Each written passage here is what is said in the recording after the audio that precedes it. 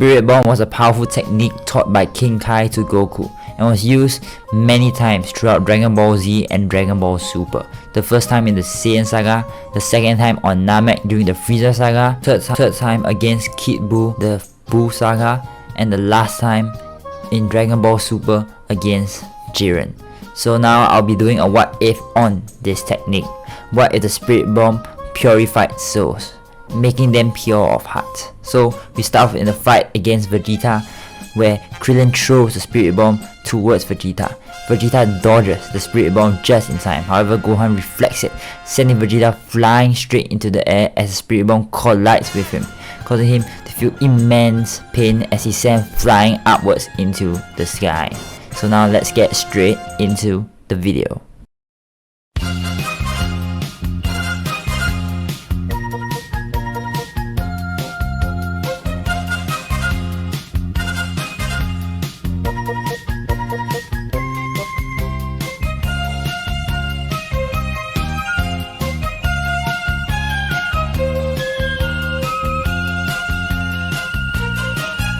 So before I start this what if, let's do a quick definition of what I mean by purifying souls.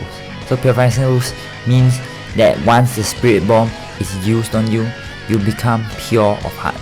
Same as Goku and Vegeta in Dragon Ball Super.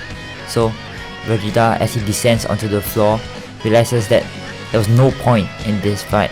Suddenly he just didn't feel like fighting the Earthlings anymore. So he just walks off into the spaceport and leaves. His feelings conflicting and confusing. He doesn't know why he's feeling this way. Krillin and Gohan, who were ready to fight, were confused. Why did Vegeta just walk away? Back in space, Vegeta further reflects on what he's feeling right now. All his sense of violence and anger were all gone, just like that, from that weird Spirit Bomb technique. Vegeta doesn't know what to make up of this, but he decides to just go to Frieza Planet 79 to heal up for now. So that's what he does. Meanwhile, in Capsule Corporation, Goku ends up recuperating as well. However, we all know that the Dragon Balls are gone, so Krillin suggests that they go off to Namek, some place that he heard from Nappa and Vegeta's conversation. So together, the trio make their way off to Namek. Meanwhile, Goku stays on Earth to recuperate for a longer period of time before finally being ready to set off in his own gravity spaceship. Meanwhile, Vegeta is also healed up as well as he makes his way towards Namek. The start of the Frieza or Namek saga, whatever you call it, proceeds just as usual as Vegeta encounters Sui and kills him off. Meanwhile, Gohan and Krillin take off with Dende as they try to escape from Dodario, and with a timely solar flare, they were able to do so successfully. However, this leads to Vegeta's later encounter with Dodario, where Vegeta finishes Dodario off. One thing to note is that being pure of heart doesn't mean you won't kill your opponents, as we see in Vegeta's actions in Dragon Ball Super. So, moving on, Vegeta visits the Namekian village nearby to get the Dragon Ball. All the Namekians there were scared and wary of him. After all, he was wearing Frieza's armor and he was a Saiyan. Saiyans tend to be a violent species. Vegeta doesn't kill them off this time, however, and decides to just talk them into giving him the Dragon Ball. The elder unfortunately refused immediately, not knowing Vegeta's true intentions. Vegeta doesn't know what to do. However, suddenly the elder hears a telepathic command from Grand Elder Guru. Grand Elder Guru tells the elder to give Vegeta the Dragon Ball and tell him to head over to his residence. The elder is confused but decides to just comply with Grand Elder Guru's commands. Vegeta takes the Dragon Ball and leads towards the Grand Elder Guru's residence, which wasn't too far away. Vegeta lands onto the house as he sees another Namekian together with Grand Elder Guru. Neo was there to prevent Vegeta from making any stupid actions. Vegeta walks up to Grand Elder Guru, where Guru places a hand on Vegeta's head. He senses Vegeta's pure intentions and decides to bring out Vegeta's power, as Vegeta suddenly feels his power blossoming out, increasing like nothing that he's ever seen. Vegeta was shocked. His power just skyrocketed. As Vegeta prepares to leave stronger than ever, Guru passes Vegeta the next Dragon Ball, telling Vegeta to safekeep it with his life. Vegeta swore to himself that he would never let Frieza get his wish. Meanwhile, Vegeta finally comes across Zarbon, and despite Zarbon transforming, due to the power boost that Vegeta got from Guru's potential unlock, Vegeta was able to swiftly defeat and destroy Zarbon for good. Vegeta heads back towards his prior hiding spot with the first Dragon Ball that he had gotten. What he doesn't know is that Gohan had actually already gotten that Dragon Ball using the Dragon Radar. So now, before we move on, we can talk about who currently has the Dragon Balls. So Vegeta has one Dragon Ball from Grand Elder Guru's place. Meanwhile, Gohan has a Dragon Ball that Vegeta had originally, and Frieza had the remaining 5 Dragon Balls. However, suddenly Vegeta senses multiple huge power levels coming straight towards Namek. They were none other than the Ginyu Force, who had finally arrived to reclaim their throne. Vegeta teams up with Gohan and Krillin as they get ready to face off the Ginyu Force for good. So the fight starts off with Gaudo facing off against Krillin and Gohan as usual, and Krillin and Gohan, letting down their guard, manage to get trapped by his telekinesis. However, Vegeta saves them by killing Gaudo. Afterwards, Vegeta faces off against Rikum, and as Rikum lunges at Vegeta, Vegeta immediately disappears. Rikum was kinda confused at where Vegeta had gone. However, suddenly Vegeta appears right behind him, knocking him into the ground. As Rikum stands back up, dizzy and disorientated, Vegeta launches a Gallic gun straight at him. Rikum turns back just to be overwhelmed by the Gallic gun as he is killed by Vegeta. Krillin was shocked at Vegeta's sudden increase in power, not knowing how Vegeta got this strong in such a short period of time. Afterwards, Vegeta immediately takes care of Bertha and Jace without hesitation, killing both of them as well. Now only Ginyu was left, but Ginyu was still confident that he would be able to defeat Vegeta. After all, according to his scouter, Vegeta was only at the battle power of 100,000. However, Vegeta powers up as Ginyu launches straight at him, dodging every one of Ginyu's punches. Ginyu was confused why he couldn't hit Vegeta when Vegeta landed a punch of his own, sending Ginyu flying away. Ginyu was in pain and in awe as Vegeta finishes him off as well. Vegeta's power was crazy, far surpassing Ginyu at this point. Finally, Goku arrives on the scene in Namek, realizing that they didn't even need his help at all, and Goku could sense the huge power emanating from Vegeta, surpassing him in his base form. So afterwards, the events changed drastically. Vegeta never actually sneaks upon Frieza's ship and steals the Dragon Ball, so Frieza has most of the Dragon Balls. So Goku comes up with a plan. So him, Vegeta, Krillin, Neo would distract Frieza, while the Namekian Elder that Vegeta spared would go with Gohan and Dende to use the Dragon Balls in Frieza's ship. So finally, we start the fight against Frieza. So before we start the fight against Frieza, let's talk about some power levels. Vegeta has a power level of 180,000, while Goku has a power level of 90,000. Both of them are pretty strong. And Goku starts off the fight against Frieza. Goku in Kaioken times 3 was unable to land even a single hit on Frieza. However, as soon as he powers up to Kaioken times 10, this brief increase in power allows him to injure Frieza drastically, with a punch landing straight on Frieza's face, sending him flying to the ground. Frieza, seeing no choice, immediately powers up to his second form. Now his power surpasses Goku's power level of 900,000 as he's toys with Goku, as he sends Goku flying around repeatedly. Vegeta sees no choice and asks Krillin to blast a hole through him to give him a Zenkai boost. Afterwards, Dende heals Vegeta, and Vegeta is back to normal, stronger than ever, a power level of 3 million. Meanwhile, Goku finally loses to Frieza's second form as Vegeta faces off against Frieza's second form. However, immediately Frieza could tell that Vegeta was different, and Vegeta immediately pushes Frieza into his final form. Frieza was angered and enraged. How dare this Saiyan monkey push him into this final form? Afterwards, he immediately pummels Vegeta and defeats him, almost killing him, when suddenly he sees the dragon, the Namekian dragon, in the distance. Porunga was finally summoned by Gohan and the village elder.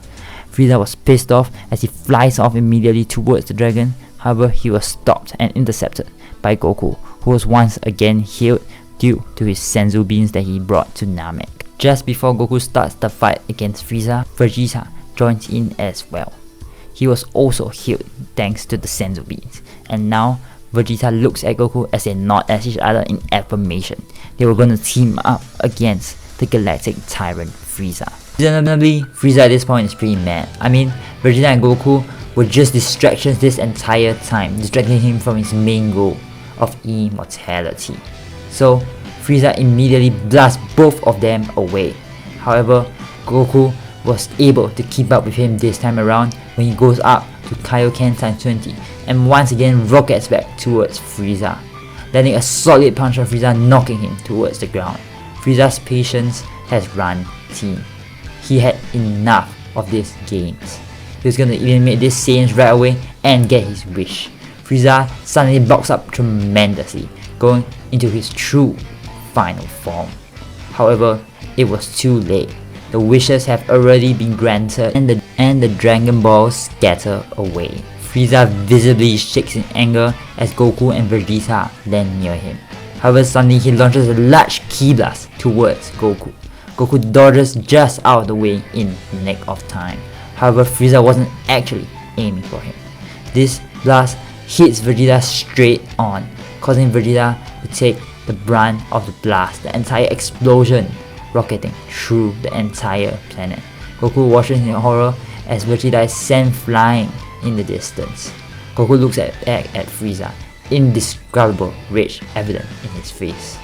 Frieza merely smirks. He was gonna kill all of them right away. Goku and Frieza clash once more. However, Goku is seemingly outmatched even with the Zenkai boost he had just gotten. Frieza outmaneuvers Goku and kicks Goku in the back. Goku manages to catch himself, but Frieza appears right behind him once again and sends a laser straight through his chest. He wasn't playing around. Goku, who is now gravely injured, falls back onto the ground. He no longer had any more energy to continue this fight. Meanwhile, Dende slowly creeps over to where Vegeta was. At this point, Frieza is still unaware of Dende's presence. So, Dende manages to slowly heal Vegeta. Frieza stands over Goku once again, kicking him repeatedly and laughing at Goku's groans of pain. He was gonna get revenge on these stupid Saiyans. He was gonna torture them to death slowly. However, suddenly Vegeta lands a solid kick on Frieza's back, sending Frieza flying into the water. Vegeta shouts at Goku to hurry up and use that technique. Goku was confused. What technique? But Vegeta told him the technique that he had used on him on Earth, the Spirit Bomb. Goku nods as he weakly stands back up and holds his hands out. It was time for the Spirit Bomb. Meanwhile, Gohan and Krillin joined the fight with a newly powered up Piccolo. Piccolo had absorbed both Neo and Grand Elder Guru because Grand Elder Guru had not much life left, so he was much stronger this time around. Dende lands beside Goku and heals up Goku as well. Goku feels new power surging through his veins. However, he knows that it's not enough to defeat Frieza, and the Spirit Bomb was the safe bet. Frieza flies out of the water and engages with Vegeta, Gohan, Krillin, and Piccolo. Vegeta with multiple Zenkai boosts along with Piccolo were able to bear the brunt of Frieza's attacks, while Gohan and Krillin support at the sidelines. However, Frieza was actually just toying with them. He wanted to torture them slowly to death as he lands 2 consecutive hits on both Vegeta and Piccolo, before lunging straight towards Gohan and Krillin. Gohan and Krillin barely get out of the way in time. Goku grimaces. Vegeta and the rest were starting to struggle. As the fight wages on in the background, Goku looks up. The Spirit Bomb was complete. Goku yells at them to get out of the way as he launches the Spirit Bomb straight towards Frieza. Frieza looks as the Spirit Bomb descends onto him. He couldn't get out of there in time.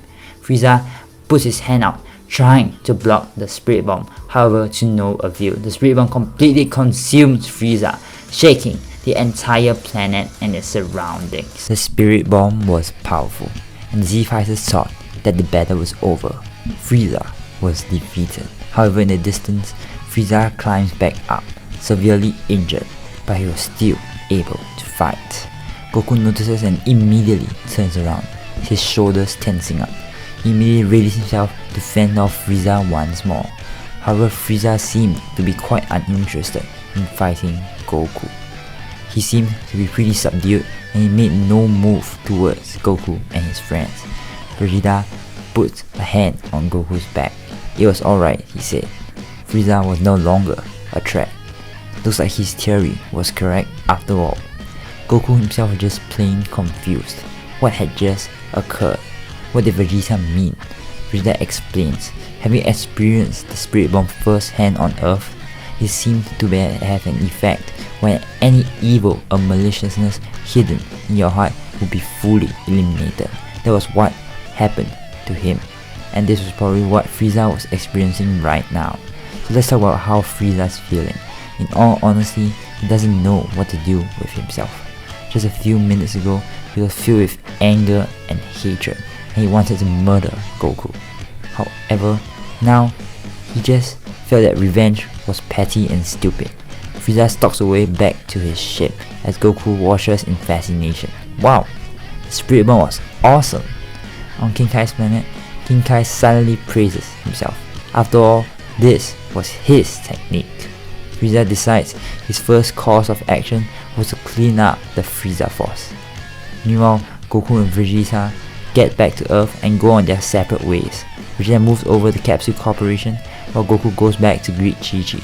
Meanwhile, in the wasteland, suddenly a machine appears out of thin air. This was a time machine, and a boy with purple hair steps out. This is obviously Trunks from the future timeline. However, this version of Trunks was from the original timeline where the Spirit Bomb did not purify souls. So, Trunks looks around confused. Wasn't Frieza supposed to arrive right about now? There was no sign of Mega Frieza or King Ko anywhere. Trunks decides to go investigate. The first thing he does was to fly over to Capsule Corporation. In the gravity chamber, Vegeta senses an energy flying towards Capsule Corporation and immediately goes out to investigate. Trunks sees Vegeta flying towards him and is briefly shocked. After all, this is the first time he encounters his father.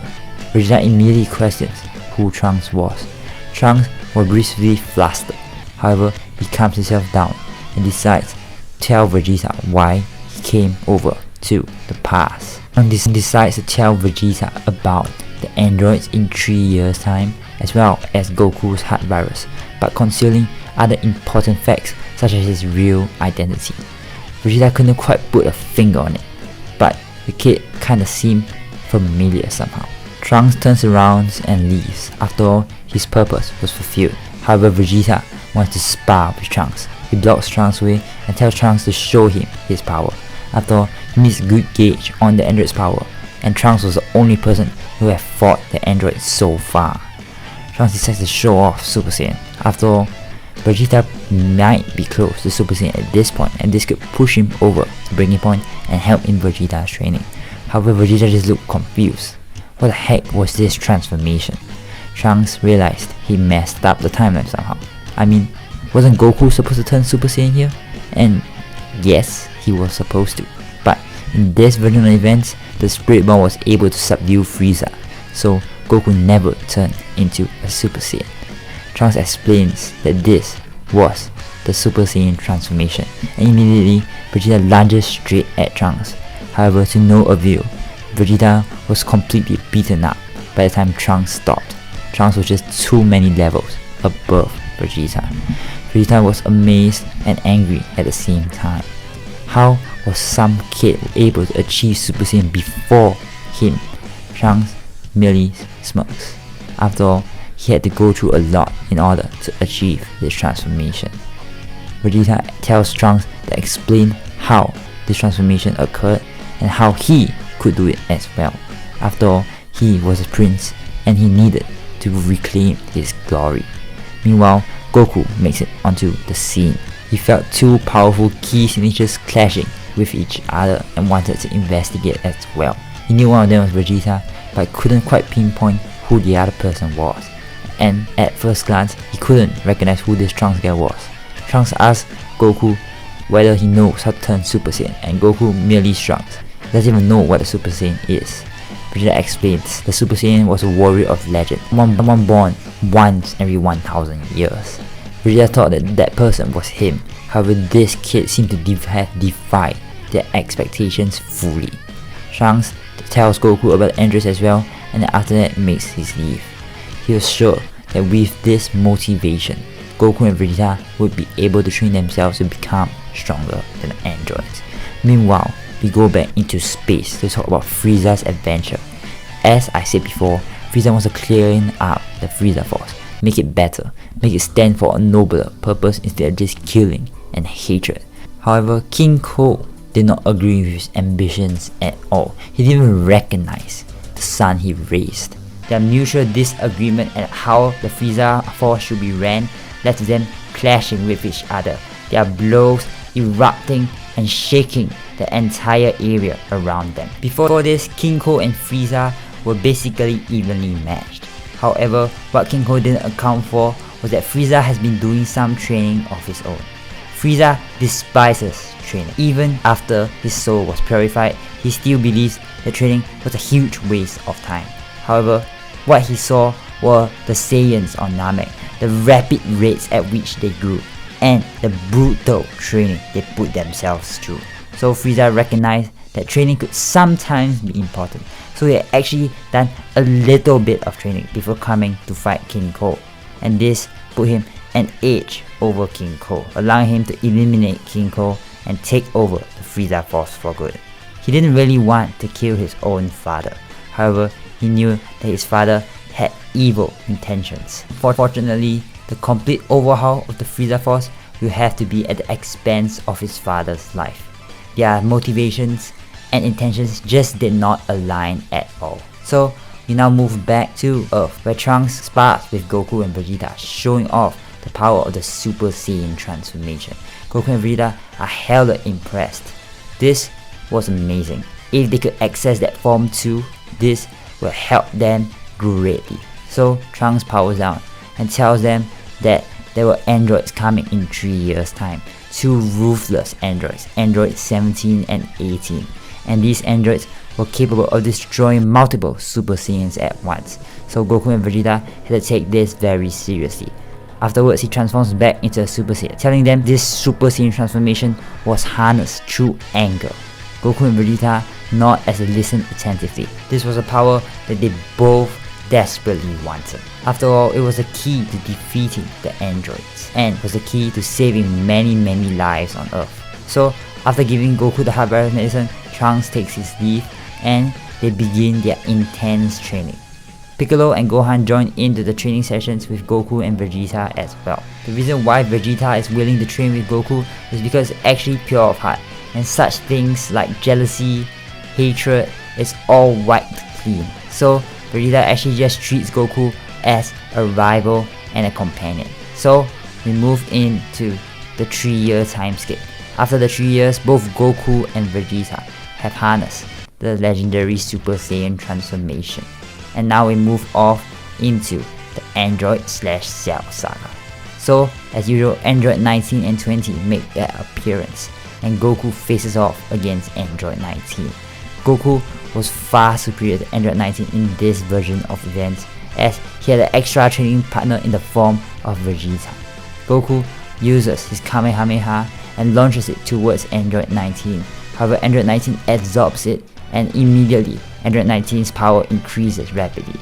Goku notes to himself, okay, so he can't use Ki Blast attacks if he was going to defeat this android. So he elbows Android 19 in the head, sending Android 19 flying away before landing a solid punch on Android 19, completely eliminating Android 19 right in front of Android 20's eyes.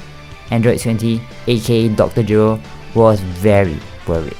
This power level was far beyond what he had anticipated from the Z fighters.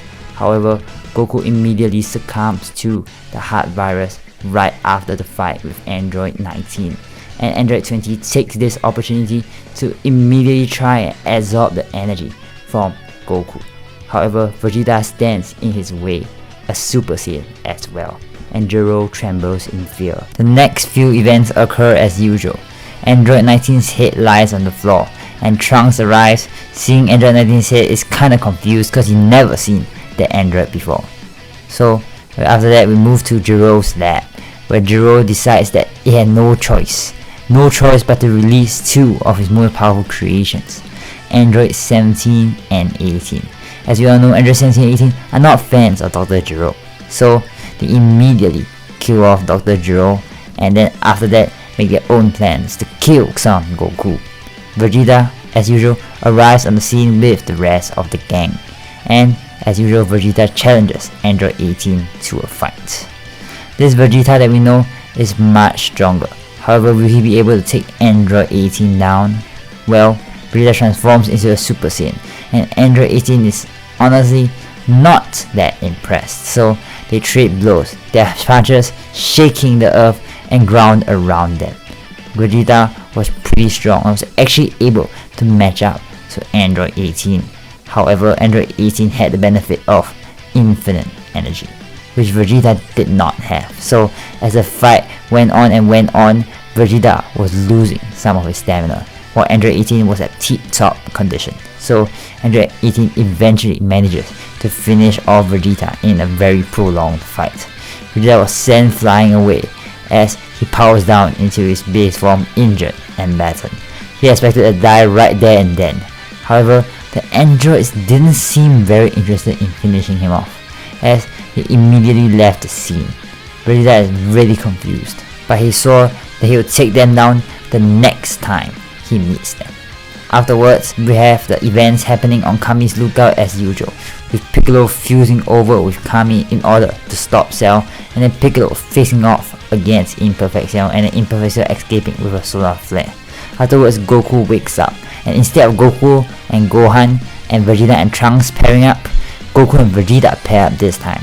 They were the two strongest fighters after all, so Goku and Vegeta move into the hyperbolic time chamber in order to train and ascend past Super Saiyan. Afterwards, the rest of the events occur as usual, with Piccolo facing off against Android 17. And this time around, Piccolo has a huge upper hand over 17. Normally, they were evenly matched in the original canon events. However, Piccolo has had extra training due to Vegeta being an extra training partner. So Android 17 is actually no match for Piccolo. Android 17 is very surprised.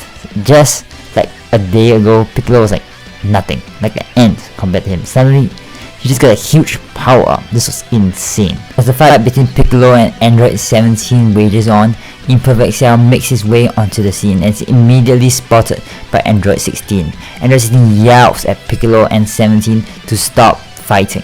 Look out! Imperfect Cell was here. Imperfect Cell was here to absorb Android 17 and 18 and become perfect. So this time around, Piccolo and Android 17 team up to fight against Imperfect Cell. Piccolo is actually still full of stamina here because he was actually dominating the fight against Android 17, while Android 17 has infinite energy. So they were both still at their tip-top condition. So this fight goes very differently, with Piccolo and Android 17 actually dominating Imperfect Cell. Imperfect Cell was held a surprise. This was not the plan. However, Imperfect Cell was smart, and Android 17 was rather impulsive. Imperfect Cell pretends to lie injured and defeated on the floor, and immediately Android 17 rushes over to finish him off, leaving Piccolo behind. Piccolo yells at Android 17 to take a look out. However, Android 17 just ignores him, thinking that Cell had already been defeated. However, Cell immediately leaps forward and immediately, in a moment of surprise, catches Android 17 off guard and absorbs Android 17. Now, Semi-Perfect Cell was here. The power jump was insane, and Semi-Perfect Cell just laughs at Android 17's stupidity. Honestly, Android 17 was an idiot. Afterwards, the rest of the events occur as usual, with Semi-Perfect Cell demolishing Android 16 and then completely dominating Piccolo. So, as Piccolo lays injured on the floor, about to be finished off by Semi-Perfect Cell, this is normally where Goku instant transmissions in to save the day. However, Goku is currently training in the hyperbolic time chamber with Vegeta, and Goku's not here to save them. However, suddenly, Semi-Perfect Cell senses an energy in the distance. This wasn't really a familiar energy, yet he felt like he had sensed it somewhere before, and this person was none other than Frieza. Frieza had finally made his way back to Earth just to see how the Saiyans were doing. Frieza flies over to where the area was located, and Semi-Perfect Cell is actually pretty intrigued. he knew of Frieza from the records in Dr. Jiro's database, but actually never saw Frieza in person before. Frieza greets Semi-Perfect Cell and tells Semi-Perfect Cell to step away from the injured Piccolo. However, Semi-Perfect Cell immediately declines Frieza's request, and this led to a fight breaking out between Frieza and Semi-Perfect Cell. As you all know, Frieza has been hit by the Spirit Bomb and is actually pure of heart. That's why he decided he was actually going to save Piccolo. And Semi-Perfect Cell is actually getting obliterated by Frieza. Semi-Perfect Cell couldn't believe it. How had Frieza gotten so strong? This was not what Dr. Jiro's database had said about Frieza's power. Frieza actually has been undergoing some training of his own, that's why he's so much stronger. Though he still despises training, therefore he still engages in just very minimal amount of training. Semi-Perfect Cell decides to employ one of signature techniques, aka the Solar Flare. This allows him to escape Frieza's grasp. Frieza blinks open his eyes. Well, that was kinda unfortunate. Meanwhile, Semi-Perfect Cell continues his desperate search for Android 18 and manages to spot Android 18 on one of the remaining islands. However, just before he go and absorb Android 18, Goku and Vegeta finally arrive on the scene. They have finished their 1 year of training in the hyperbolic timetable, both unlocking Super Saiyan 2. And just like that, Semi-Perfect Cell is just obliterated immediately by Vegeta's Big Bang attack. Vegeta wasn't gonna let Semi-Perfect Cell hurt anyone else. Meanwhile, Frieza also arrives on the island as well, and Goku is immediately hostile towards Frieza. After all, Frieza almost killed them back on Namek. Goku was preparing to start a fight against Frieza. However, this time around, Piccolo is the one that stands up for Frieza, telling Goku that Frieza had saved his life. Vegeta reminds Goku about the power of the Spirit Bomb and its power in purifying souls, and Goku reluctantly powers out, still on guard around Frieza. Frieza isn't really bothered by all of this. After all, he was actually here to thank Goku for purifying his soul. Meanwhile, Vegeta's honestly still kinda uncomfortable about all this as well. After all, he had decades of hatred against Frieza, though it was mostly cleansed by the Spirit Bomb as well.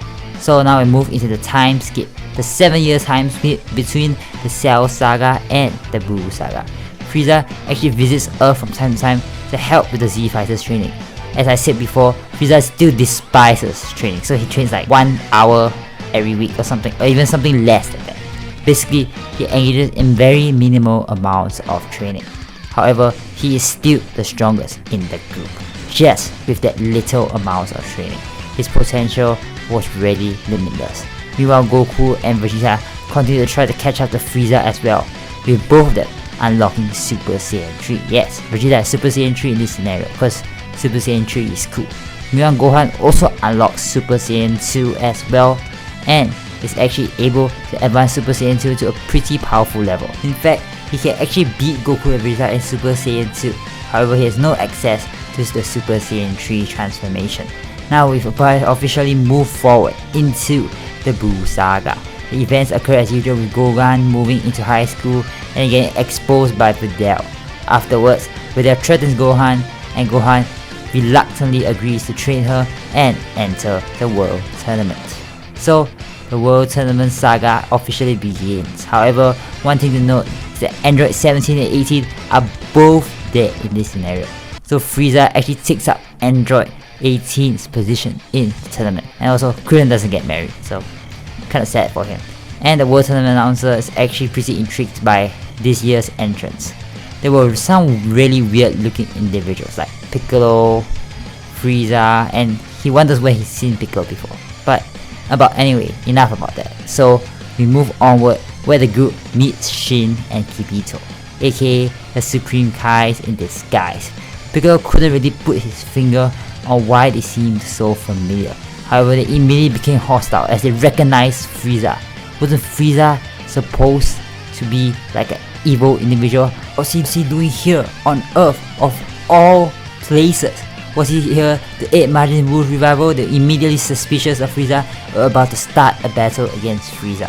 Goku tries to explain the phenomenon to Shin and Kibito. However, they are unwilling to listen to Goku and are about to start the battle against Frieza. Shin and Kibito were about to attack Frieza. But Frieza just nonchalantly standing there. He had no idea who these two were, but didn't have any beef with them. nor did they have any beef with him, so why were they so hostile? Goku, however, suddenly steps in the way, telling them to calm down. Frieza had changed his ways, and Goku could vouch for that. After all, he had been interacting with Frieza for the past 7 years, so Shin and Kibito decided to take their leave, and Goku heaved a sigh of relief. Well, he didn't expect anyone to recognize Frieza here, so it wasn't like Frieza was a prominent figure on Earth or anything. So these two were kinda weird and suspicious. So afterwards, we continue with Golden and Trunks fighting out in the junior division, and then after that, Spopovich completely obliterating Videl as usual. This causes Gohan to power up in a fit of rage. He didn't want to see his girlfriend being obliterated like that, and this immediately alerts Yamcha and Spopovich to Gohan's presence. That power was amazing. It could even be enough. It could be enough to revive Majin Buu. So he decided to keep a watchful eye on Gohan. And as usual, Supreme Kai's strategy to trap Gohan works, and Yamcha and Spopovich end up absorbing Gohan's energy. Afterwards, they immediately flee the scene with the energy in tow. And then afterwards, the Z Fighter immediately gave chase. As usual, Shin explains the story of Majin Buu to the Z Fighters. The Z Fighters were pretty intrigued by this story. Majin Buu seemed like a terrifying creature. As they hid behind the rocks as usual, Dabura senses their presence and ends up killing Kibito. However, he wasn't actually able to turn Piccolo or Krillin to stone. Dabura retreats into Babadi's hideout, and now the rest of the events play on as usual, with the rest of the Z Fighters, including Piccolo and Krillin this time around, going into Babadi's ship. As usual, Vegeta completely obliterates Purified, just destroying him in one key blast. Vegeta is stronger in this version of events, and in the original canon events, Piccolo was also no match for him, so nothing much to say about this. However, just as Vegeta finishes off Purified, the entire ship and Earth start to shake vigorously. They have no idea what's going on. However, Babidi had actually injected the energy they got from Gohan into Majin Buu's egg. So one thing to account for is that Gohan has been training the past 7 years and is much stronger than his canon self. So this energy that they managed to get was actually enough to revive Majin Buu. Babidi was elated by this outcome. This was amazing. He could not expect a Earthling warrior to be this strong, to have enough energy to revive his father's masterpiece. Buu comes out and everyone's honestly not impressed at all. Buu didn't even look like he knew what he was doing, and was just honestly a playful pink blob of mess, and was honestly just making fun of Babidi. So everyone was just pretty intrigued, and Goku decides to immediately charge out the Spirit Bomb just in case. He didn't need a huge amount of energy, he just needed enough to form a small Spirit Bomb, and if he was able to land it on Buu, he will be able to purify Buu, just like he did with Vegeta and Frieza. And immediately Buu starts showing his sinister side by destroying Dabura. So Vegeta, Frieza and Gohan decide to take up task of distracting Buu while Goku charges out the Spirit Bomb. And immediately the power of the three combines, able to completely obliterate Majin Buu. Majin Buu was no match for the three of them. So Goku decides this was the time as he launches the Spirit Bomb straight towards Majin Buu. Majin Buu was still being distracted by the three of them, so he didn't notice as the Spirit Bomb completely obliterates Majin Buu out of distance. Almost. There was still a few small particles of Buu left on the ground, and Goku was honestly a bit worried. Did he charge up too much energy to kill Majin Buu? That wasn't really his intention. However, Buu starts to regenerate, and suddenly he forms back into Majin Buu. And suddenly Majin Buu just smiling, like there wasn't any evil, angry expression on his face. Shows that the Spirit Bomb had worked. It had purified Buu for good. And Shin honestly is pretty intrigued by this turn of events. He didn't know that the Z Fighter has such a powerful trick up their sleeve, and Goku is happy about this outcome. After all, now they have another strong fighter in their squad. So now we move into the Battle of Gods saga as Beerus awakes from his slumber. A groggy Beerus rubs his eyes. He wasn't really happy to have awoken from his nap. After all, he didn't really nap for too long of a time this time around. However, he had something on his agenda. This was none other than the Super Saiyan God. He was looking for one, and Whis immediately tells him of the Saiyan's whereabouts, and also tells him that Frieza had somehow allied himself with the Saiyans. Obviously, Beerus is shocked by this. Didn't Frieza destroy Planet Vegeta on his orders? Whis mentions that Frieza had also changed his ways and Beerus is even more dumbfounded. Okay, this was something interesting that needed to be explored right away. So he tells Whis to bring him over to Earth where the Z fighters were located, and this is what they do. As usual, Bulma has her birthday party during this period of time, and then Beerus and Whis arrive on the scene. The difference is there's no conflict between Beerus and Majin Buu here, because Majin Buu has his soul purified, so he's willing to just let Beerus have the pudding. However, now Beerus challenges them to a fight, and immediately the three strongest fighters there, Goku, Vegeta as well as Frieza, show off their full power, with Goku and Frieza going Super Saiyan 3 and Frieza just staying in his final form. However, all three of them were completely obliterated by Beerus, and even though Beerus acknowledges that Frieza has grown much stronger the last time that he saw him, he still wasn't really impressed with any of their power. So Beerus tells them to bring out the Super Saiyan God. So as usual, the Saiyan God ritual is performed on Goku, causing Goku to awaken to Super Saiyan God. However, just like usual, Beerus still defeats Goku eventually, though he's still pretty impressed by Goku's power. Goku was indeed powerful, and Beerus immediately threatens them, telling them that they were going to start training with Whis immediately. Beerus wanted a rival, wanted a sparring partner, and Goku and Vegeta could fill in those gaps. Obviously, Frieza was also invited to train on his planet, however Frieza declines the offer. Honestly, Frieza thought that Beerus was a self-entitled and selfish brat, and had to agree with Frieza on this one. So he decides to stay on Earth to train instead. After being humiliated by Beerus like that, he knew that he had to refine his power even further if he was going to stop Beerus one day. And Gohan is also pretty pissed off at himself. He's been slacking off these past 5 years, and now the difference in power between him and Goku, Vegeta and Frieza was very, very evident. Gohan knew that Frieza wouldn't always be on Earth, and now that Goku and Vegeta were off planet, the responsibility to protect Earth now fell on his shoulders. Goku and Vegeta wouldn't be there to help him out of every single disaster, and Gohan now knew that he had to get stronger as well.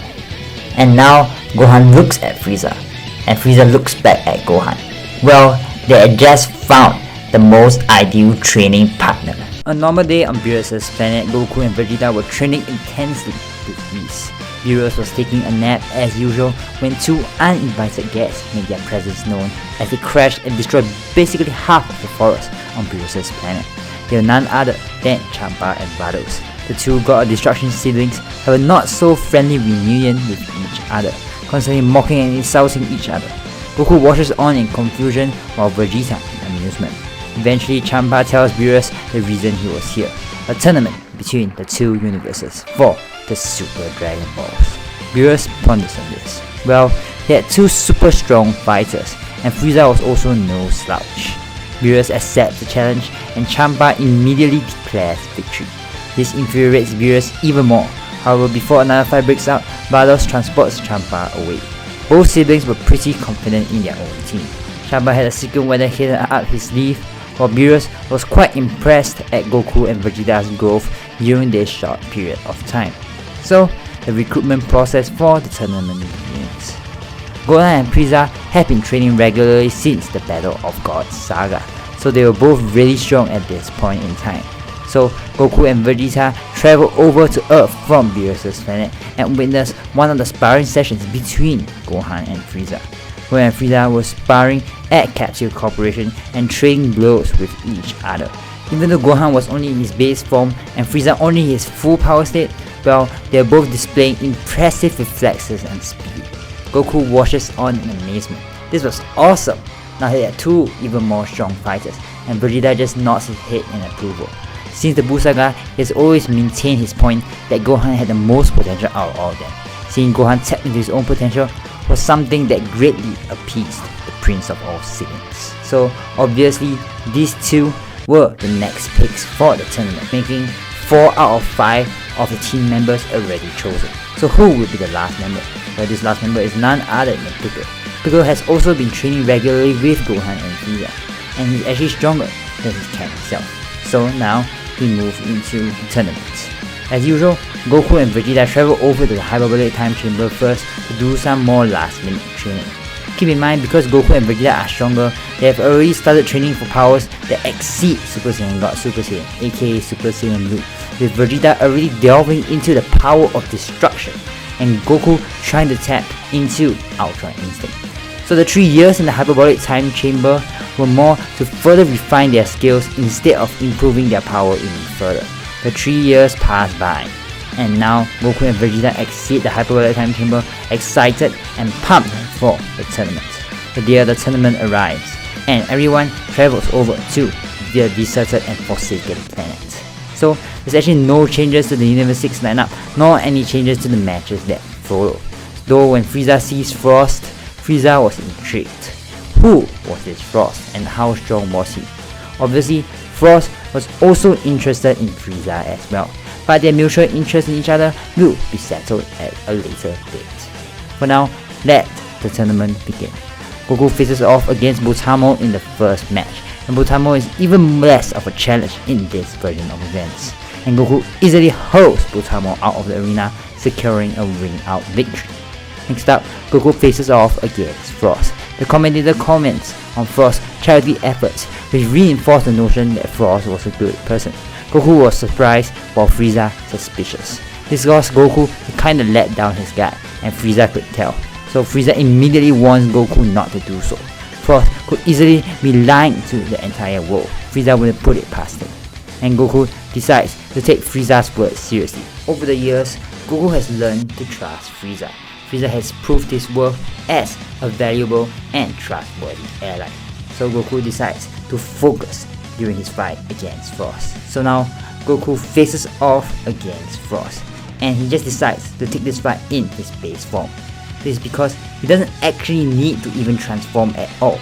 In his base form, he was able to push Frost to his full power and even overwhelm Frost. Frost tries desperately to do anything that will even push Goku at all. However, it was simply a piece of cake for Goku, and Frost's attacks basically do nothing. It was basically just a warm-up fight for Goku, and Goku decides to end this right now.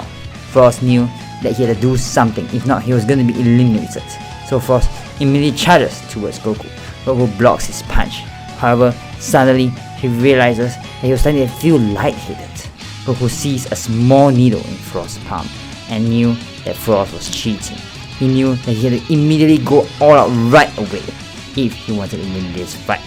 So he goes Super Saiyan and pushes Frost straight out of the arena. This is before he collapses to the ground himself. Frost was eliminated via ring out, and Goku faints on the floor. And upon further inspection and Goku's testimony after he wakes up, Frost was disqualified from the tournament, and Goku gets to remain in the competition. Goku decides to take a rest from now, as he was still feeling slightly lightheaded from Frost poison. So Piccolo steps up as the next fighter. Piccolo, with his regular training with Gohan and Frieza, is stronger than his canon self, as I've mentioned before, though not by much. He does manage to defeat Vegeta after figuring out Vegeta's weakness, which is just insults. So Piccolo just throws them in Vegeta's face and manages to push Vegeta out of the ring. Afterwards, he barely manages to defeat Kaba, as he was quite exhausted with his fight from Vegeta.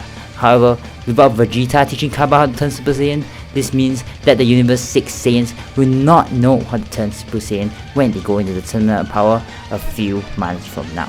So this is the last opponent standing in Universe 7's path to victory. This was none other than Champa's secret weapon, none other than the mysterious assassin Hit. Piccolo faces off against Hit first. Honestly, Piccolo feels like this fight was completely out of his league.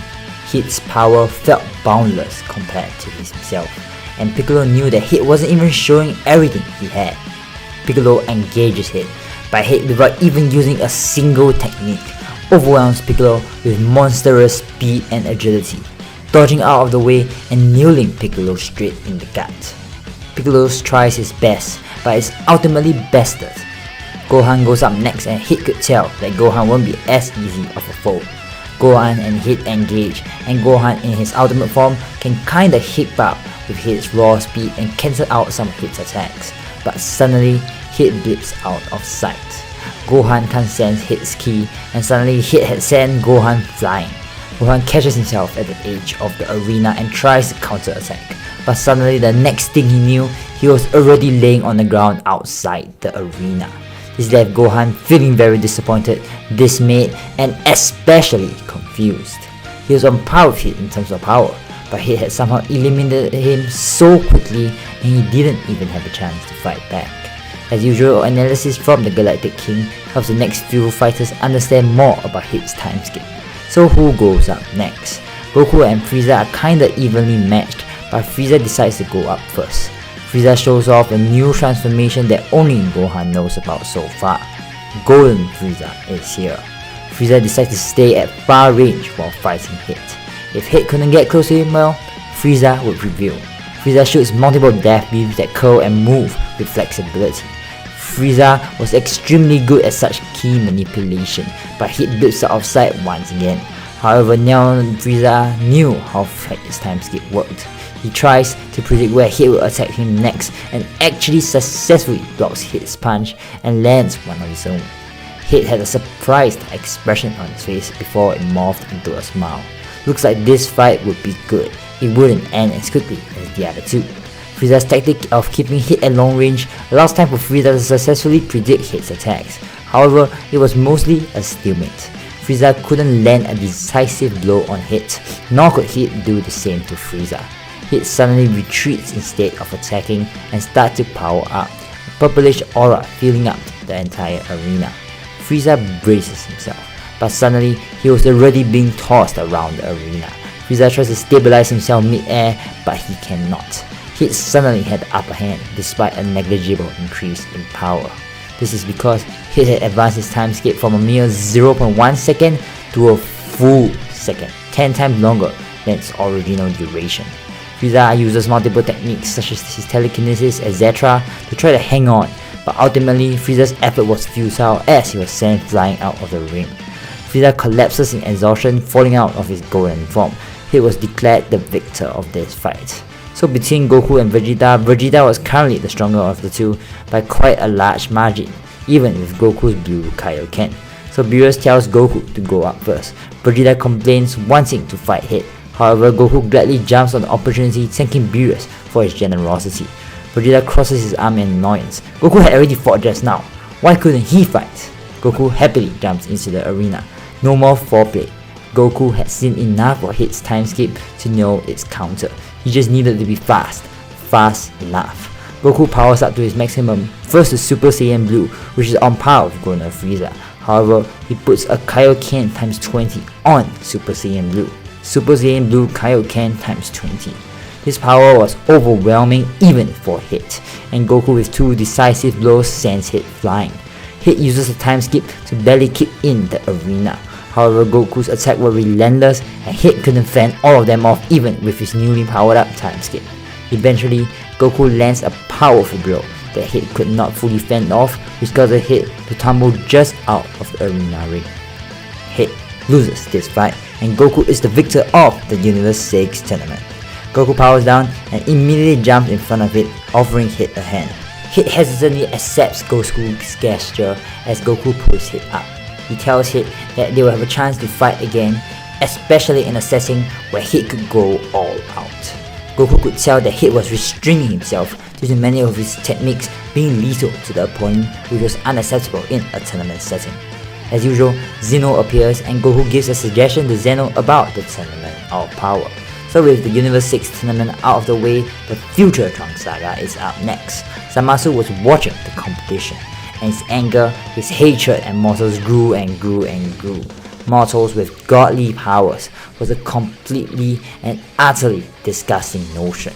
So Zamasu decided to execute his plan, his Zero Mortals plan. First, Zamasu gathers the Super Dragon Balls.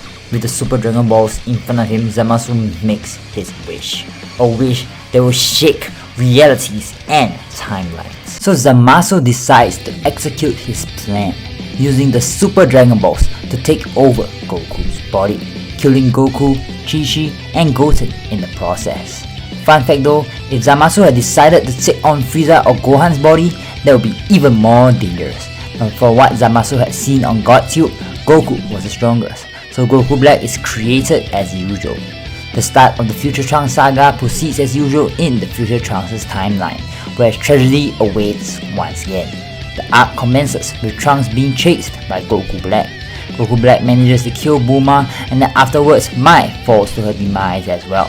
Trunks was super desperate, and in one last ditch effort, he starts up the time machine once again. Trunks arrives in the past, seeking help from Goku and the rest. And as usual, Goku Black chases Trunks into the present timeline. However, Goku's fight with Black comes to an abrupt conclusion when Goku Black was sent back to Future Trunks' timeline through the time portal. However, Goku Black leaves them a parting gift. He sends a ki blast towards Trunks' time machine, destroying Trunks' time machine partially before leaving the present timeline altogether. Now, Trunks was stranded in the past, unable to return to the future. However, Bulma had something to say about that, intending to repair the time machine. As usual, Whis, Beerus, and Goku go to investigate the current version of Zamasu in their timeline, being suspicious of Goku Black's true identity.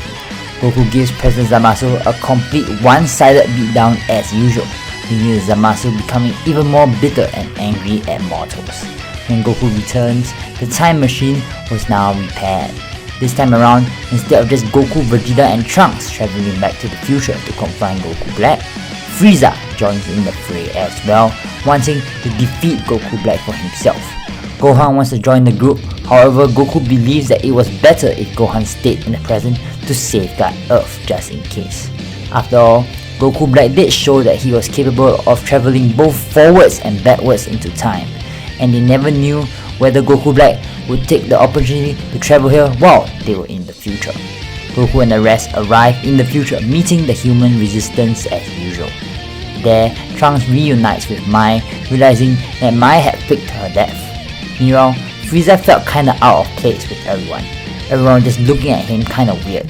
Frieza storms out of the base, saying that he will scout out the area. As Frieza explores the ruins of West City, he wonders whether Goku Black could also be turned over to their side as well. After all, it happened to someone like him, a sinister, malicious and evil emperor of the universe. Maybe that was a plan he could propose to Goku. Frieza suddenly senses Goku Black's energy nearby. Frieza alerts Goku, Vegeta and Trunks, who immediately leave the base to reunite with Frieza. They travel over to the other side of the city in order to direct Goku Black away from the human resistance base before powering up to their maximum. Goku Black senses their ki and immediately heads in their direction. Frieza asks Goku about the Spirit Bomb, and Goku nods. It was worth a shot. The plan was for Vegeta to engage Goku Black one-on-one first, while Goku stood at the side charging up the Spirit Bomb in secret. Frieza would then charge in and hold Goku Black still and allow the Spirit Bomb to hit Goku Black, hopefully purifying his soul as well. The plan was a pretty solid one, but anything could go wrong. Vegeta powers up into Super Saiyan Blue evolution and immediately meets Goku Black in air. Goku Black shows off his new form, his new transformation, Super Saiyan Rose, and matches Vegeta's punches punch for punch. Vegeta was still quite a bit stronger than Goku Black here, but he was holding back, dragging out the fight so that Goku and Frieza's plan could be carried out, though he noticed something worrying. Goku Black's power was significantly higher than the last time they met, and Vegeta could feel his power rising and rising by the second. If he dragged out the fight for too long, Goku Black might even overpower him eventually. Vegeta looks back at Goku, who was still holding his hands up. The Spirit Bomb was going kinda slow because most of the flora and fauna around Earth was destroyed by Goku Black. Frieza suddenly powers up and Vegeta knew that it was time. It was time for the plan to be put into action. Vegeta suddenly powers up to his maximum as well, surprising Goku Black at a sudden surge in power. Vegeta punches Goku Black with devastating power. The entire area shakes and Goku Black is momentarily stunned. Frieza appears behind Goku Black, holding him still as Goku launches the Spirit Bomb straight at Goku Black. Goku Black sees the Spirit Bomb, however there's no way he could evade in time, especially with Frieza right behind him.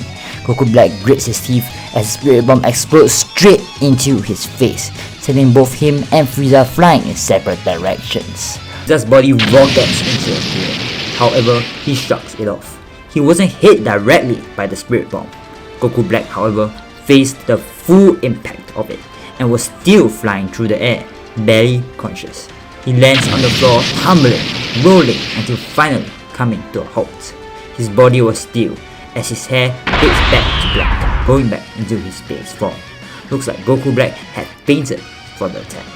Goku tries to high-five Frieza, however Frieza slaps his hand away.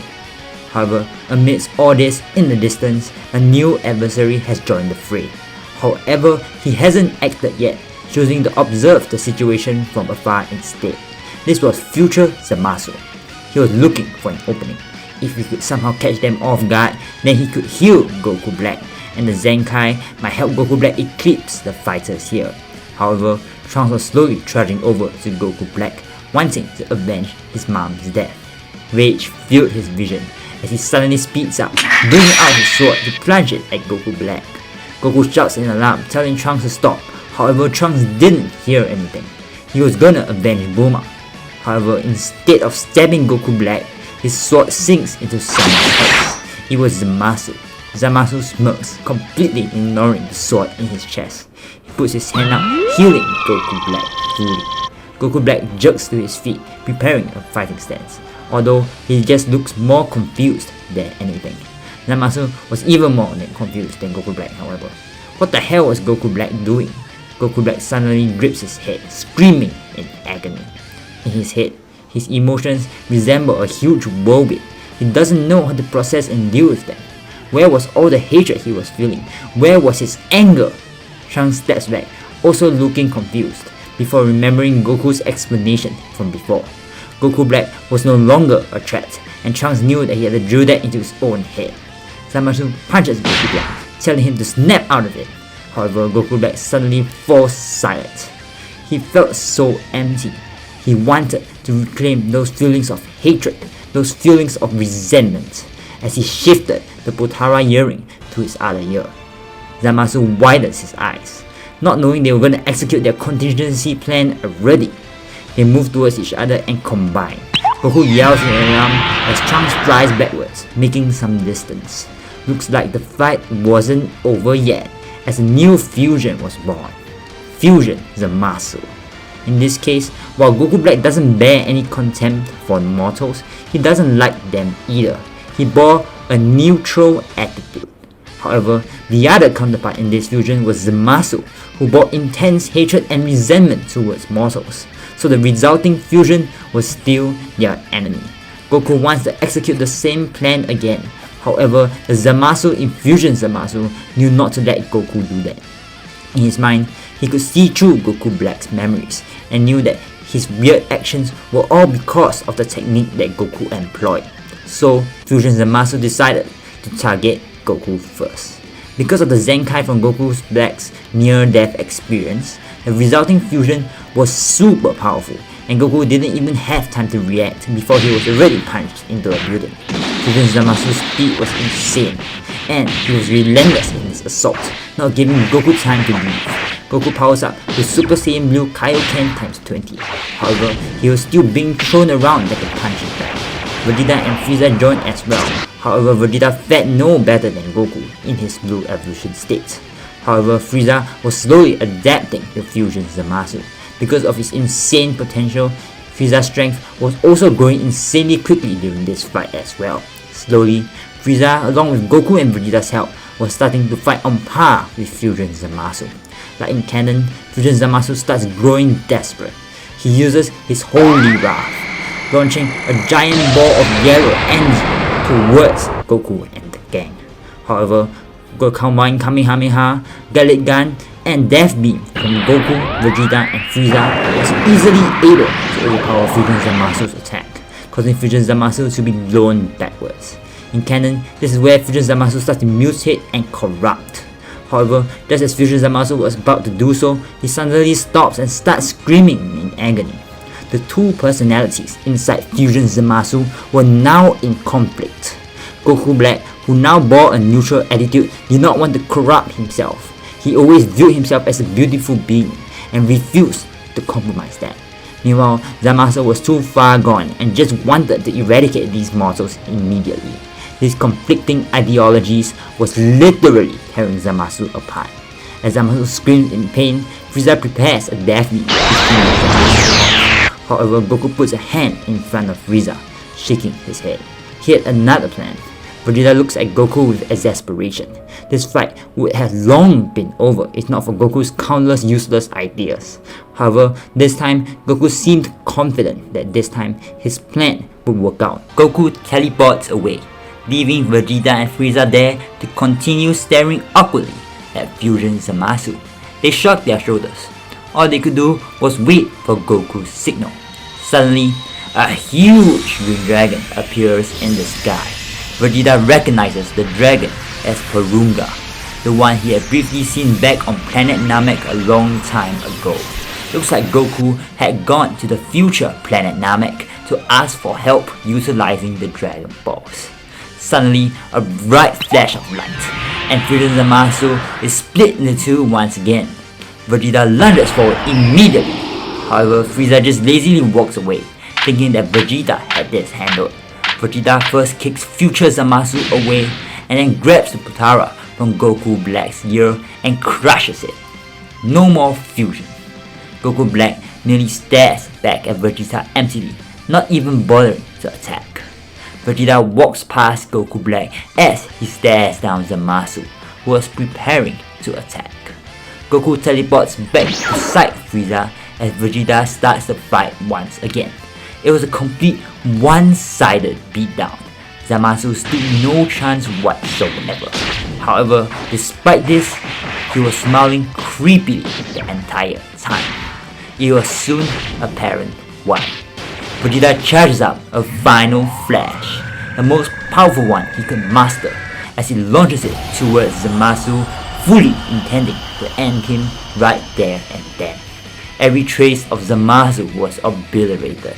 However, Zamasu somehow reformed from thin air. Looks like Zamasu's regeneration was seemingly infinite. Zamasu laughs like a maniac, mocking Vegeta.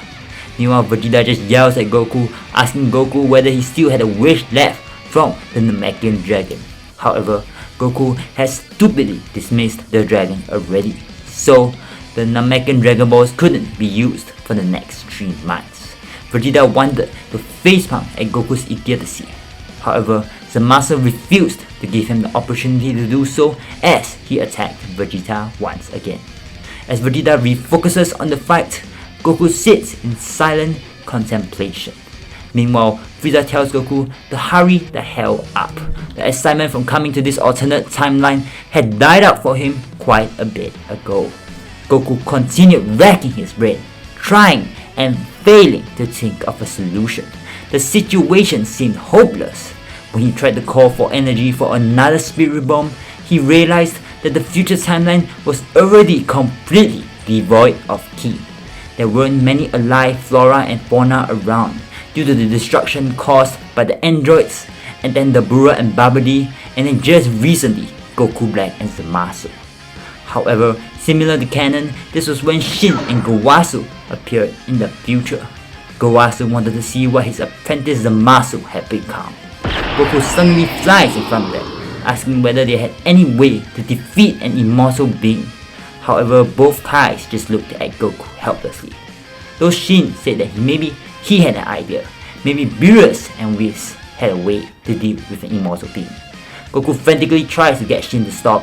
However, Shin doesn't manage to hear Goku in time before he uses the Kai Kai, teleporting away, and moments later bringing Whis and an extremely displeased Beerus with him. Beerus immediately yells at Goku, telling him this is what happens when mortals mess with time travel. Goku says that this wasn't really his fault, as he beckons to Zamasu, stating it was actually a god problem. After all, Zamasu was a Supreme Kai apprentice, not technically a mortal. Beerus continues glaring at Goku menacingly, until Whis tells Beerus to stop dilly-dallying and go do his job. Beerus releases an annoyed grunt, before turning to face Zamasu. He yawns as he now steps up to the challenge. In one single moment, he disappears and reappears right again in front of Zamasu, shocking the Supreme Kai. He mutters a single word, Hakai. Zamasu disappears in a flash of purplish light. Meanwhile, Beerus nods his head to Whis. As Zamasu regenerates, Beast suddenly appears behind Zamasu and taps Zamasu's head with a sword. And just like that, Zamasu was sealed away in the sword that Beast was carrying. Goku looks at the sword, trying to remember where he had last seen it before. It was giving him some serious deja vu. However, Beerus suddenly turns his head to the still motionless Goku Black as he prepares to eliminate him as well. However, Goku stops Beerus, telling Beerus that Goku Black could be a useful asset. Beerus doesn't back down, however, stating that Goku Black still completely fractured time and space. Goku Black was an immensely dangerous being, one that shouldn't even exist, reformed or not. As Goku bargains with Beerus, Frieza walks up to Beerus as well. Frieza tells Beerus to take a good look at him. The Spirit Bomb had turned Frieza from a merciless tyrant to one of them, one of the good guys. He had committed his fair share of sins and evil deeds, some probably even worse than Goku Black. However, he was still given a second chance. Beerus still looked hesitant, however. That wasn't what nailed the head in the coffin in Beerus' decision. Frieza whispers in Beerus' ear, threatening to turn Goku and Vegeta against him by telling him that it was Beerus who had ordered the extermination of the Saiyan race. Goku explains what he understands about the Spirit Bomb to Kawasu. It purifies the soul, getting rid of any malicious intentions Goku Black has had. The current Goku Black no longer bore any ill will towards mortals. However, he still didn't like them either. It was more of an indifferent attitude. Goku asked Goku Black whether he wanted to come back with them. However, Goku Black shook his head instead, surprising everyone. He says that he will stay here for now to help future Trunks rebuild his home. He had done way too much damage here. After he was done, he would then ask future Trunks to take him back to the present timeline's Earth. The time machine still had enough fuel to make one more round trip. Future Trunks' jaw drops. He definitely didn't expect that. Goku Black wanted to redeem himself. Goku smiles, patting Goku Black on the shoulder as they leave together with Shin and Kawasu. Now only Future Trunks and Goku Black were left. They stare at each other in silence awkwardly, not knowing what to say. Goku and Vegeta meanwhile arrive back in the main timeline. Goku was super pumped after seeing Beerus' brief display of power against Fusion Zamasu. This just showed how far they still were from surpassing Beerus. Vegeta has got to wondering whether there was a route of power he needed to take to grow even stronger. After all, he couldn't bear being left in the dust by the likes of Frieza, who had grown astronomically stronger than both Goku and Vegeta during his fight with Fusion Zamasu. Meanwhile, Frieza just decided to go take a nap. Sometimes he just couldn't deal with Goku and Vegeta. Their battle-loving nature was just too much for him to handle. Goku and Vegeta continued their training, aiming to reach new heights. However, they weren't the only ones growing stronger. Goku Black had also started sparring with Trunks in the future timeline. Even though Goku Black wasn't really a Saiyan, he still had Goku's Saiyan blood pumping through his veins. Meanwhile, in the present timeline, Piccolo would as usual drag Frieza and Gohan occasionally to train. Obviously, both of them would complain non-stop. However, Piccolo was a no-nonsense guy and refused to heed any of their complaints. So with that, we arrived in the last arc of Dragon Ball Super, the Universe Survival Saga. As usual, the Grand Priest arrives in the land of the Supreme Kais. Shin, Beerus, Goku, and Vegeta were present there. The Grand Priest had an important announcement to make. He tells everyone the date and details of the Tournament of Power, a multi-universal tournament where only the strongest would survive. Obviously, this causes everyone to panic, especially Beerus. Goku, however, was the complete opposite. He was hyped up. He couldn't wait to fight the fighters from the different universes. So before we move forward, let's take a look at the Universe 7 team. Firstly, the weakest is Master Roshi. This spot was between Master Roshi, Tenshin Han, or Yamcha. However, as usual, everyone forgets about Yamcha, and Tenshin Han was kinda busy with his own dojo. Thus, the best pick was Master Roshi. Then, we had Krillin and Android 18.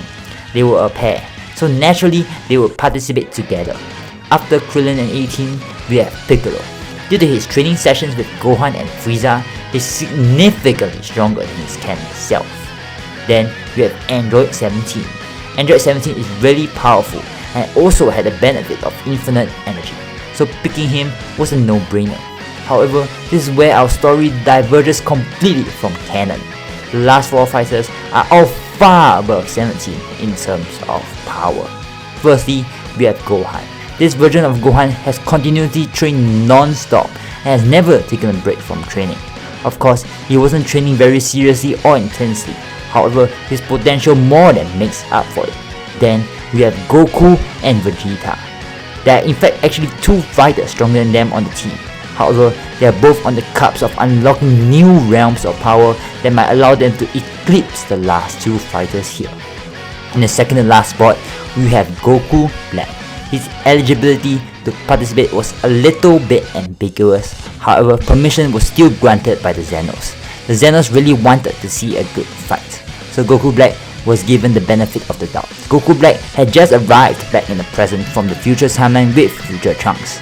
In fact, Future Trunks also wanted to participate in the Tournament of Power to assist Goku and Vegeta. However, Vegeta refused Trunks immediately. Future Trunks staying means potentially risking his life, and Future Trunks was the only protector of the future left. If he died, there would be no one left to protect his home. All sounds of protest left died in Trunks' throat after he hears Vegeta's rational argument. Begrudgingly, Trunks wishes Goku and Vegeta luck before leaving in his time machine.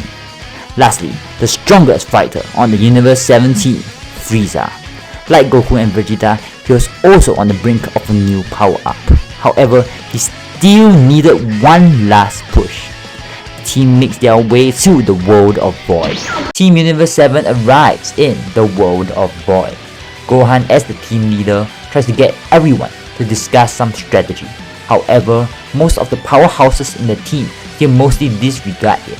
Vegeta and Frieza just sit down, dismissing Gohan's advice entirely. Surprisingly, Goku Black actually listens attentively. This was probably because this was another chance for him on his path of redemption. He would help Universe 7 win. Meanwhile, Goku splits off from the group as usual, as he marvels at the arena as well as the rest of the fighters there. He senses a powerful key signature as he turns and waves at hit, which hit completely ignores. However, the appearance of another power completely shocks Goku, unlike anything he has ever sensed before. Goku turns around and sees a Universe 11 fighter, the fighter whose power was rumored to rival and even surpass the gods of destruction. Goku looks on in intense anticipation as the Grand Priest calls for everyone's attention. He explains the rules briefly once more as he raises his hand up. Everyone tenses up as the Grand Priest lowers his hand down, shouting to begin the Tournament of Power. As usual, similar to canon, the first few minutes was just absolute chaos, with no clear fights taking place. However, Frieza already had a clear goal in mind. He was gonna eliminate his Universe 6 counterpart, Frost. From what he had observed at the Universe 6 tournament, and the dirty looks that Frost was giving the Universe 7 team before the tournament, Frost was definitely a despicable, tricky fighter, and he was gonna go for Universe 7 first. And Frieza wasn't willing to let Frost resort to any more cheap tricks. Utilizing his ki sensing, Frieza went towards the key signature that felt most similar to his. Frieza finds Frost slinking in the shadows. He was in fact making his way towards one of their weak links on the team, Krillin. Frieza doesn't even hesitate. He immediately leaps forward at immeasurable speeds, knocking Frost out of the arena using his tail. Frost, who was extremely confused, finds himself back in the stands, not even knowing what happened. Champa yells at Frost, while Frieza just smirks as he walks away. Another divergence from canon occurs here. No future Zeno means no Zeno Expo had taken place before the Tournament of Power, which means the universes aren't all targeting Goku, so Universe 9 doesn't get out immediately. From here on out, I'll just be covering the more important fights. Instead of Goku fighting the Universe 6 Saiyans here, Gohan picks up the mantle. Unfortunately, without Vegeta teaching Kaba Super Saiyan during the Universe 6 tournament, the Universe 6 Saiyans are pretty much all pushovers. This results in a very early fusion between Kale and Caulifla in order to combat Gohan.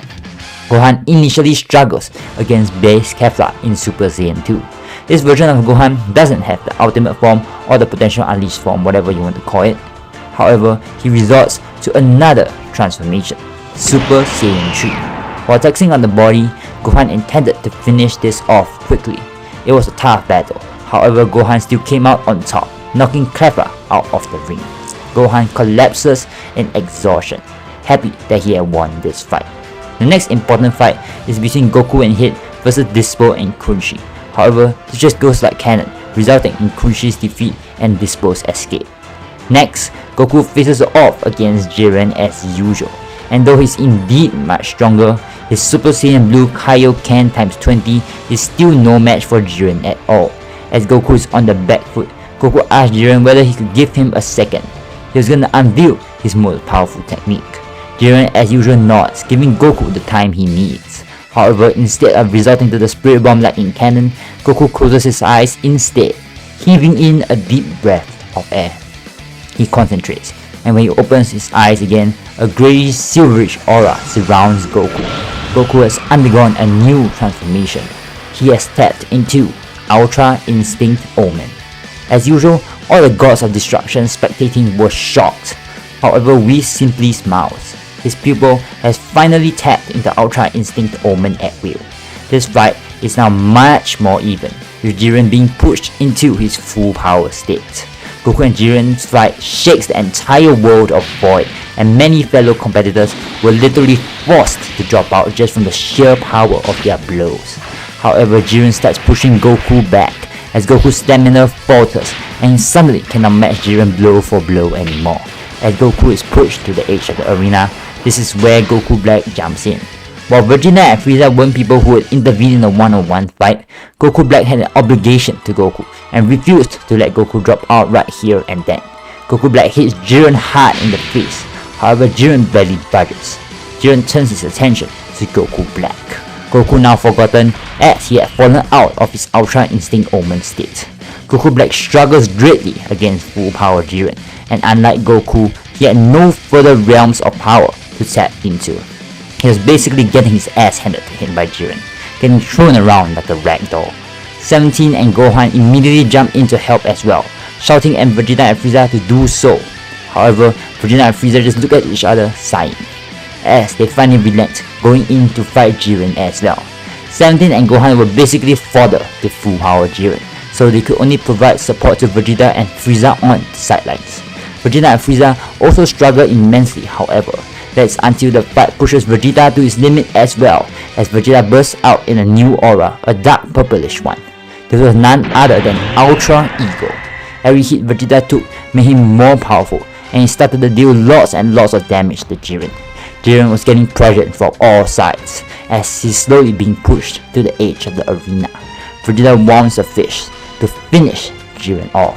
However, Toppo and Dispo intervene at the last second, knocking Vegeta back. As God Toppo distracts Vegeta momentarily, Jiren refocuses his sights on Frieza. And without Ultra Ego Vegeta there to help, Frieza starts getting manhandled.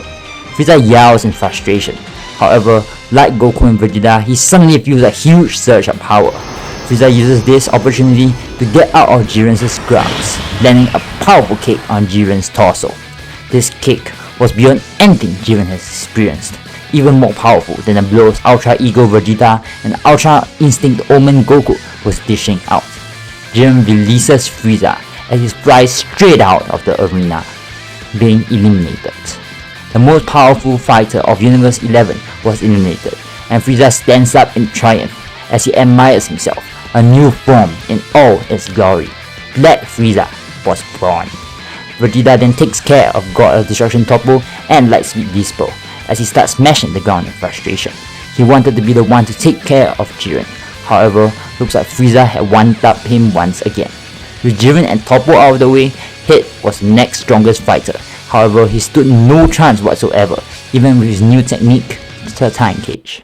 Anilaza gets defeated by Android 17 as usual, and with this, the Tournament of Power comes to a close, with Universe 7 showing its dominance throughout, only losing Master Roshi and Krillin.